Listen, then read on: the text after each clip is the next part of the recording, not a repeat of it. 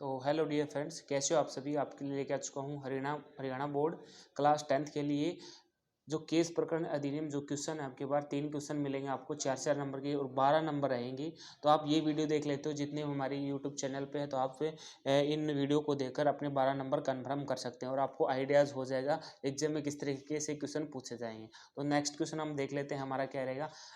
1 by 1 आपको इस channel पर जितने भी क्वेश्चन है उसकी वीडियो अपलोड कर रखी है, तो आप जाकर वो वीडियो देख सकते हैं। तो ये एपीसी क्वेश्चन रहेगा, देख लेते हैं। एक शादी में कार्यक्रम प्रबंधक ने कुर्सियों को सामान्य चौकोर नमूना के बजाय एक अलग नमूने में व्यवस्थित करने की कोशिश की। कुर्सियों को इस तरह व्यवस्थित किया गया था कि पहली पंक्ति में 3 कुर्सियां थी, दूसरी में 7 थी, तीसरी में 11 थी और इसी तरह 12 पंक्तियां थी।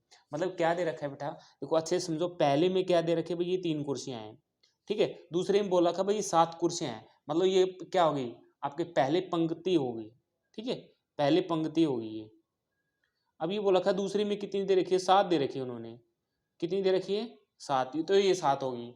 अब देखो पहले में 3 थी, फिर दूसरी में कितनी बढ़ी, 4 बढ़ गई, ठीक है। पहली में 3 थी, दूसरी में 4 बढ़ी। फिर ये बोला है तीसरी पंक्ति में कितनी होगी, 11, ये दूसरी पंक्ति होगी आपके पास, ठीक है। अब बोल रहा है तीसरी में कितनी होगी, 11 हो गई।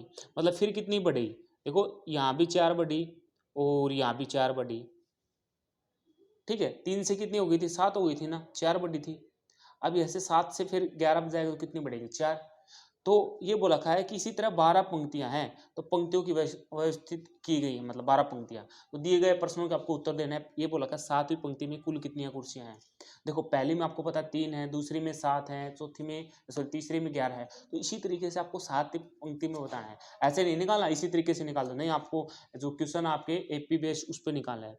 तो सबसे पहले क्या लिखेंगे हम भाई, 7वीं पंक्ति में तो सबसे पहले एपी बनाएंगे। तो एपी क्या बनेगी आपकी, समांतर जो श्रेणी है वो क्या बनेगी, श्रेणी। पहली में 3 थी, ठीक है, दूसरी में कितनी, 7 हो गई, फिर कितनी हुई, 11 हो गई, फिर कितनी हो गई, 4 बढ़ रही है ना, 15 हो गई, ठीक है। इसी तरीके से कितनी है, आगे बढ़ती जा रही है, ठीक है। 12 पंक्तियां हैं। तो देखो ए क्या हो जाएगा, ए मतलब पहला पद है, ए हो जाएगा। तो इसमें देखो पहला पद क्या है, ये 3 ही है, ठीक है। इसको हम ए को बोलते हैं पहला पद, ध्यान रखना, पहला पद। अब ये एक तो होता है डी, डी होता है सार्वंतर। क्या होता है, सार्वंतर, ठीक है। डी होता है सार्वंतर। तो बेटा देख लेते हैं डी क्या हो जाएगा आपके पास। डी होता है दूसरा पद माइनस से पहला पद, दूसरा पद माइनस से पहला पद, ठीक है। अब इसमें देखो दूसरा पद कौन सा है, दूसरा पद 7 है, माइनस पहला पद कौन सा है, 3 है। तो घटाएंगे तो डी क्या आ जाएगा आपके पास, ये आ जाएगा आपके पास से 4 आ जाएगा। ये क्या आपके पास है, डी है, ठीक है। सारांतर जिसको हम बोलते हैं। हमें तो 7वीं पंक्ति निकालनी है, मतलब A7 निकालना है। देखो ये A1 आपके पास, ये A2 है, A3 है, A4 है, ठीक है। तो हमें तो A7 निकालना है। तो A7 तो ये कैसे निकालेंगे, देखो A7 को हम ये लिख सकते हैं क्या, A7 इक्वल A+6D लिख सकते हैं। आपने एक्सरसाइज की तो उसमें आसानी से पढ़ा होगा कि हम इसको लिख सकते हैं A7 को।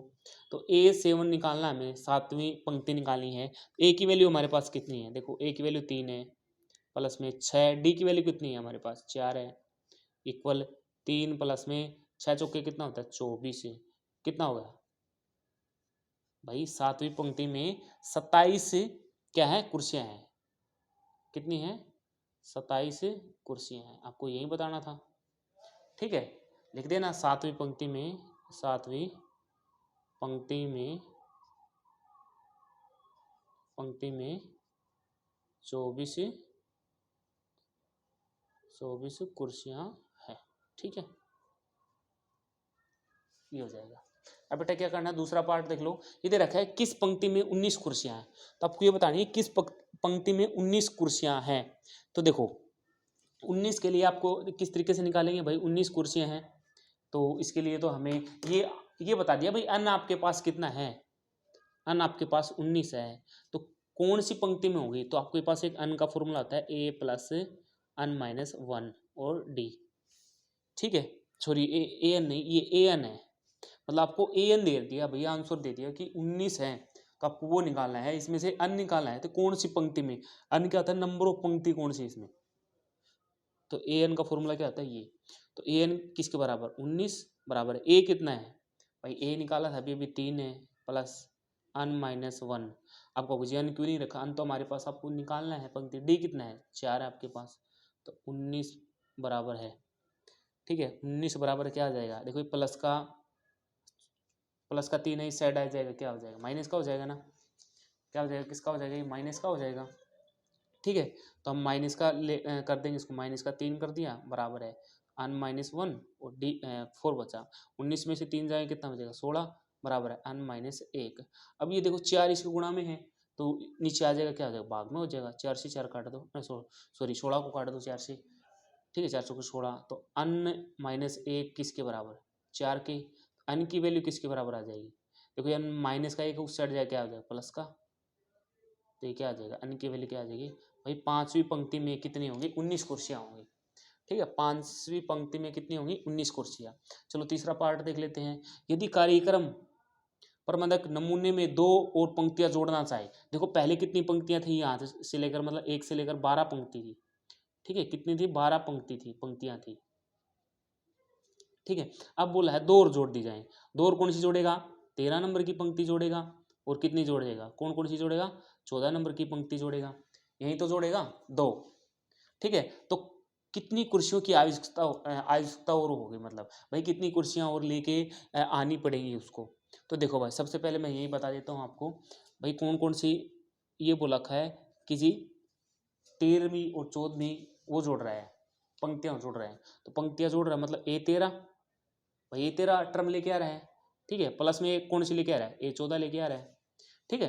तो भाई यहाँ पे कितनी कुर्सियां चाहिएंगी, देखो A13 को क्या लिख सकते हैं A+12D लिख सकते हैं, प्लस में A14 को क्या लिख सकते हैं A प्लस में क्या लिख सकते हैं 13D, ठीक है। तो यहाँ से आपके पास आंसर आ जाएगा, A की वैल्यू कितनी है 3 है आपके पास, 12 गुणा में D की वैल्यू कितनी है 4 है, सेम A की वैल्यू कितनी है 3 है, 13 गुणा में D की वैल्यू कितनी है 4 है, यह आंसर आ जाएगा, सोल्व कर लो इसको, 3 प्लस में 12 चुके कितना होता है 48, प्लस में 13 चुके कितना होता है, ये 3 और लिख दो 13 चुके 52, ऐड कर दो अब इनको, ठीक है।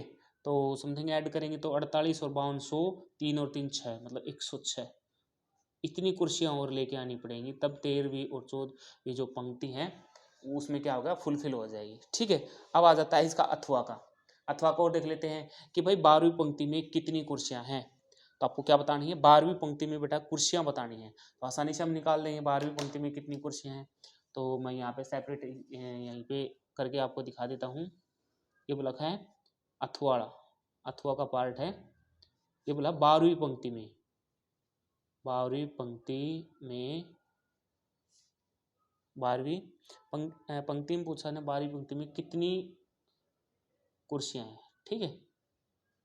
तो आप बता सकते हो आसानी से, 12वीं पंक्ति मतलब 12वीं इस तरीके से देखो, इस 12वीं पंक्तियों में 12 जो पंक्ति मतलब टोटल 12 थी, ठीक, तो 12वीं पंक्ति में आपको क्या बताना है कितनी कुर्सी हैं, देखो तो ये हो जाएगा A12, आपको A12 क्यों लिखा भाई, टोटल कितनी थी पहले A12, अब तो 14 कर दी उन्होंने 2 ऐड करके, तो 12, तो A12 को क्या लिख सकते हैं A प्लस में 11D बराबर है, A की वैल्यू क्या थी हमारे पास, A की वैल्यू 3 थी और D की वैल्यू कितनी थी 4, कहोगे जी D का मतलब क्या है, यहाँ पे A और D का मतलब, A का मतलब क्या होता है पहला पद है, ठीक है, फर्स्ट टर्म इंग्लिश में बोलते हैं, डी का मतलब होता है इंग्लिश में कॉमन डिफरेंस, जिसको हम डी से डिनोट करते हैं, ठीक है, और हिंदी में बोलते हैं इसको सारवंतर, ठीक है। तो रख दो बेटा इसको A12 किसके बराबर A3 प्लस में 11 गुणा में डी की वैल्यू 4, तो 3 प्लस में 11 चौके 44, तो कितना होगा सोल्व करेंगे तो ये हो जाएगा 47, ठीक है।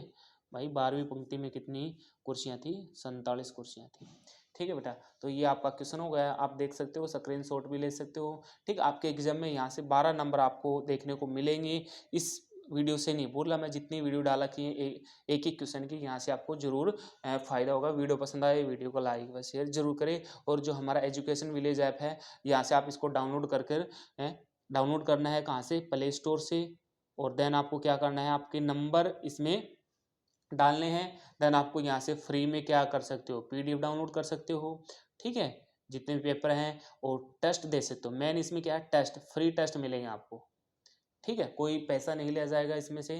तो वीडियो देखने के लिए धन्यवाद।